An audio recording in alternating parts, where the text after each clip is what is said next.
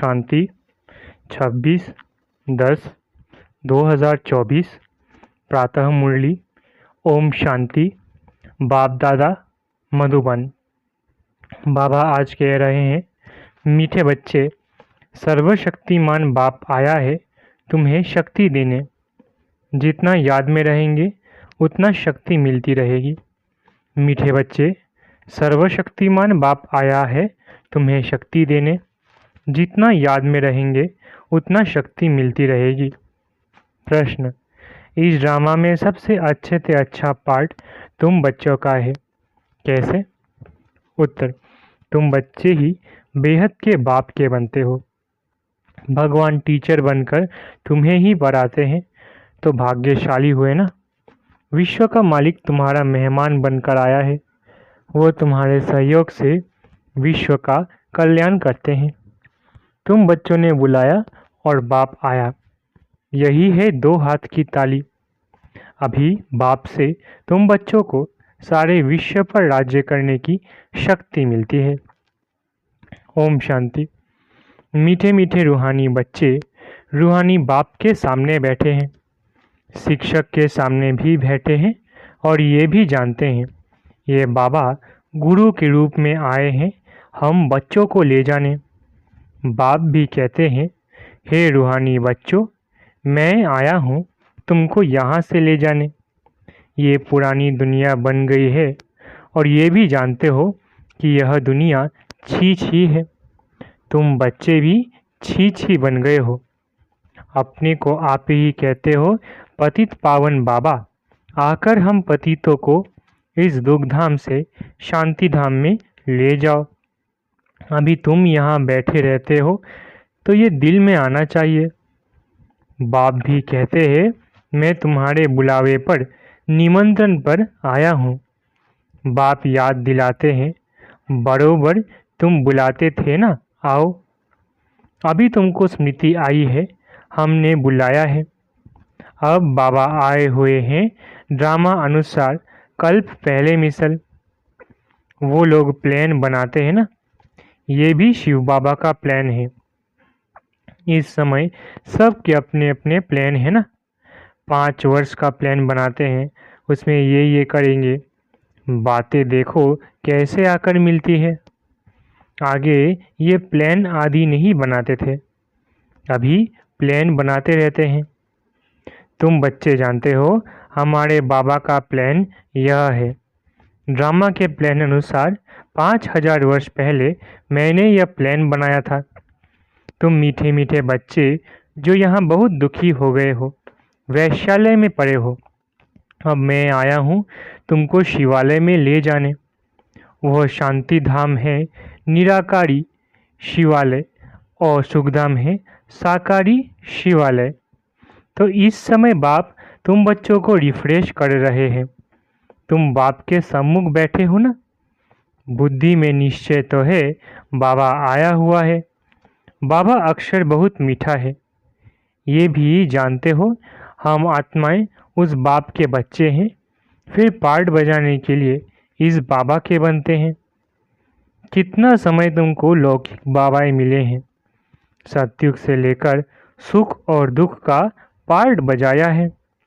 अभी तुम जानते हो हमारा दुख का पार्ट पूरा होता है, सुख का पार्ट भी पूरा 21 जन्म बजाया है, फिर आधा कल्प दुख का पार्ट बजाया। बाबा ने तुमको स्मृति दिलाई है। बाबा पूछते हैं, बरोबर ऐसे है ना। हाँ, फिर तुमको आधा कल्प सुख का पार्ट बजाना है। इस ज्ञान से तुम्हारी आत्मा भरपूर रहती है, फिर खाली हो जाती है। फिर बाप भरपूर करते हैं। तुम्हारे गले में विजय माला पड़ी है, गले में ज्ञान की माला है। बरोबर हम चक्र लगाते रहते हैं। सत्युग त्रेता द्वापर कलयुग, फिर आते हैं इस स्वीट संगम पर। इनको स्वीट कहेंगे। शांतिधाम कोई स्वीट नहीं है, सबसे स्वीट है पुरुषोत्तम कल्याणकारी संगम युग। ड्रामा में तुम्हारा भी अच्छे से अच्छा पार्ट है। तुम कितने लकी हो। बेहद के बाप के तुम बनते हो। वो आकर तुम बच्चों को पढ़ाते हैं। कितनी ऊंच, कितनी सहज पढ़ाई है। कितना तुम धनवान बनते हो। इसमें कोई मेहनत नहीं करनी पड़ती। डॉक्टर, इंजीनियर आदि कितनी मेहनत करते हैं। तुमको तो वर्षा मिलता है। बाप की कमाई पर बच्चे का हक होता है ना।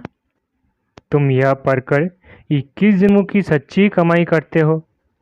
वहाँ तुमको कोई घाटा नहीं पड़ता है जो बाप को याद करना पड़े। इनको ही अजपा जाप कहा जाता है। तुम जानते हो बाबा आया हुआ है। बाप भी कहते हैं मैं आया हूँ। दोनों हाथ की ताली बजेगी ना।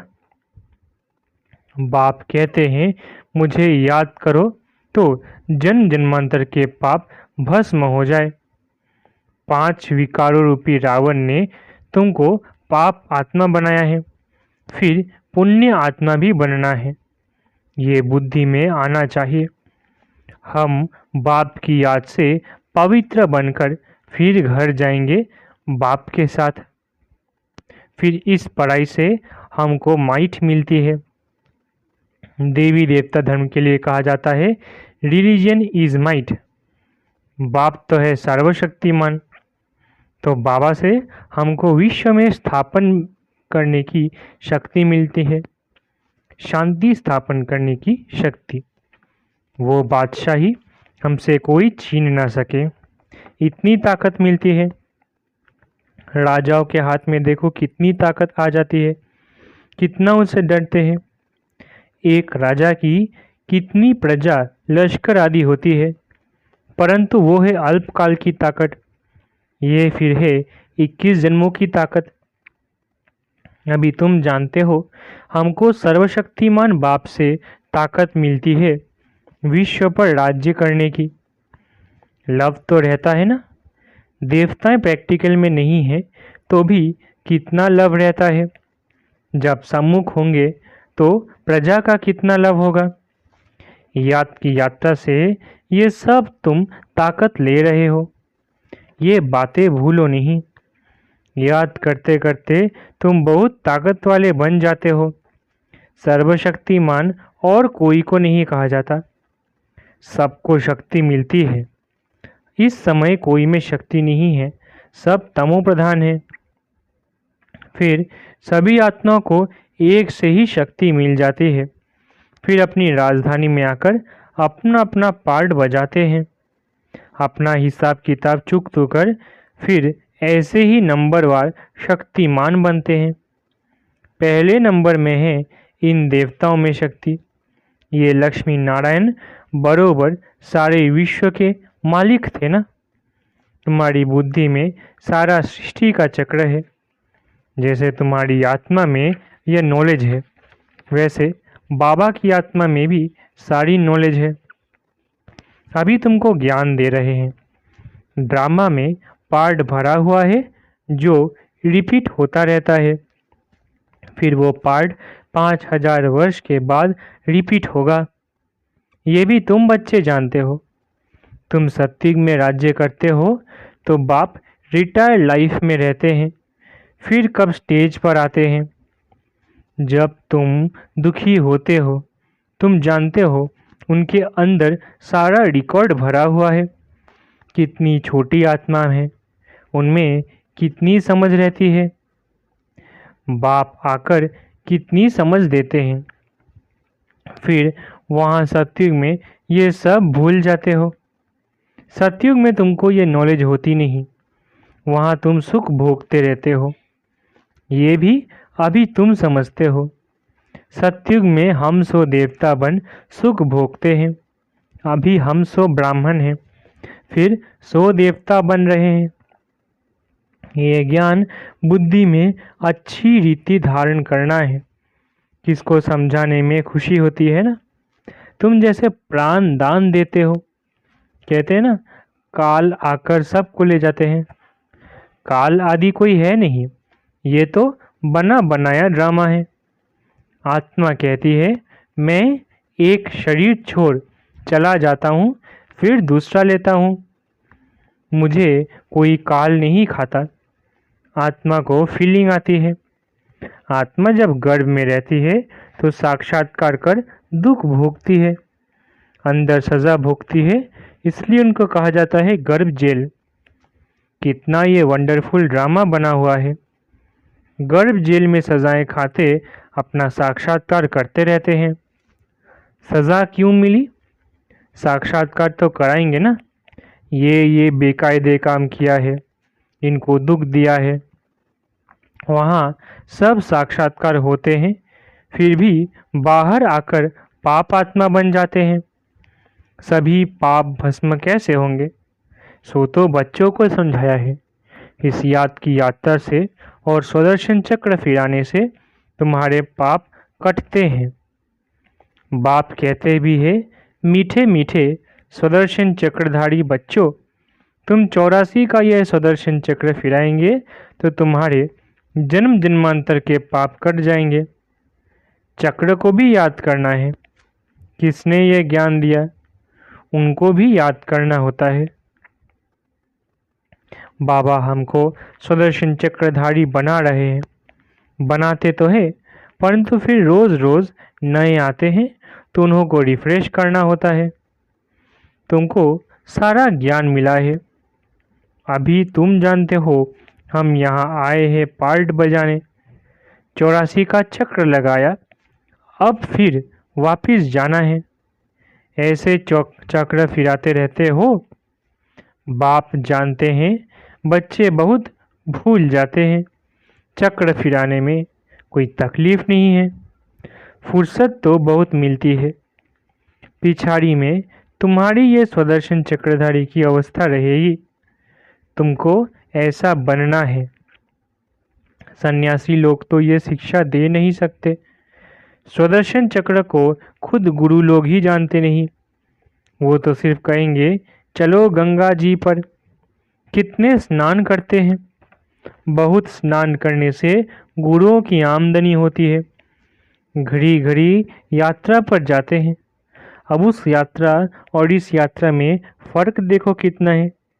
ये यात्रा वो सब यात्राएं छुड़ा देती है। ये यात्रा कितनी सहज है। चक्र भी फिराओ, गीत भी है ना, चारों तरफ लगाए फेरे, फिर भी हरदम दूर रहे। बेहद के बाप से दूर रहे। ये तुमको महसूसता आती है।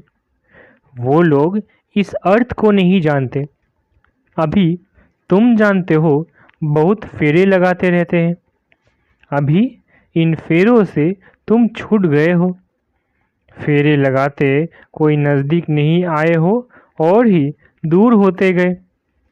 अभी ड्रामा प्लान अनुसार बाप को ही आना पड़ता है, सबको साथ ले जाने। बाप कहते हैं मेरी मत पर तुमको चलना ही है, पवित्र बनना है। इस दुनिया को देखते हुए नहीं देखना है। जब तक नया मकान बनकर तैयार हो जाए तब तक पुराने में रहना पड़ता है। बाप संगम पर ही आते हैं वर्षा देना। बेहद के बाप का ही है बेहद का वर्षा। बच्चे जानते हैं बाप का वर्षा हमारा है। उस खुशी में रहते हैं। अपनी कमाई भी करते हैं और बाप का वर्षा भी मिलता है। तुमको तो वर्षा ही मिलता है। वहाँ तुमको पता नहीं पड़ेगा स्वर्ग का वर्षा हमको कैसे मिला। वहाँ तो तुम्हारी लाइफ बहुत सुखी रहती है, क्योंकि तुम बाप को याद कर माइट लेते हो। पाप काटने वाला पतित पावन एक ही बाप है।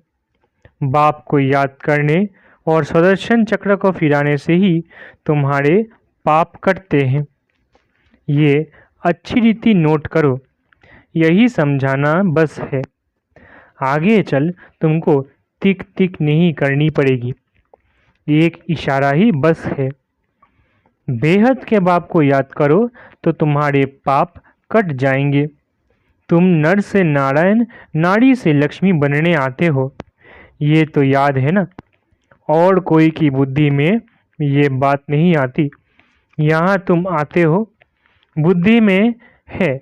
हम जाते हैं बाप दादा के पास, उनसे नई दुनिया स्वर्ग का वर्षा लेने। बाप कहते हैं स्वदर्शन चक्रधारी बनने से तुम्हारे विकर्म विनाश हो जाएंगे।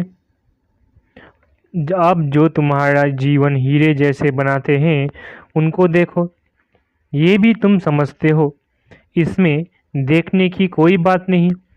ये तुम दिव्य दृष्टि द्वारा जानते हो। आत्मा ही पड़ती है इस शरीर द्वारा। ये ज्ञान अभी मिला है। हम जो कर्म करते हैं आत्मा ही शरीर लेकर कर्म करती है। बाबा को भी पढ़ना है, बाबा को भी पढ़ाना है। उनका नाम तो सदैव शिव ही है। शरीर की नाम बदलते हैं। ये शरीर तो हमारा नहीं है, यह इनकी मिल्कियत है। शरीर आत्मा की मिल्कियत होती है जिससे पार्ट बजाती है। ये तो बिल्कुल सहज समझ की बात है। आत्मा तो सब में है, सबके शरीर का नाम अलग अलग पड़ता है। ये फिर है परम आत्मा, सुप्रीम आत्मा, ऊंच ते ऊंच है। अभी तुम समझते हो भगवान तो एक है क्रिएटर, बाकी सब है रचना पार्ट बजाने वाले। ये भी जान गए हो कैसे आत्माएं आती हैं। पहले पहले आदि सनातन देवी देवता धर्म की आत्माएं रहती है थोड़ी, फिर पिछाड़ी में लायक बनते हैं पहले आने के लिए। ये सृष्टि चक्र की जैसे माला है जो फिरती रहती है। माला को तुम फिराते हो तो सब दानों का चक्र फिरता है ना। सत्युग में भक्ति जरा भी नहीं होती।